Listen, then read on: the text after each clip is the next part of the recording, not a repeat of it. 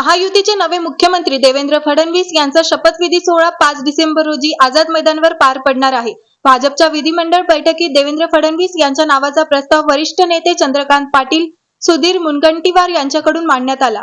त्याला एकमताने मंजुरी देण्यात आली। यानंतर शिवसेना पक्षप्रमुख एकनाथ शिंदे, भाजप नेते देवेंद्र फडणवीस, राष्ट्रवादीचे अध्यक्ष अजित पवार यांनी राज्यात सरकार स्थापनेचा दावा केला आहे।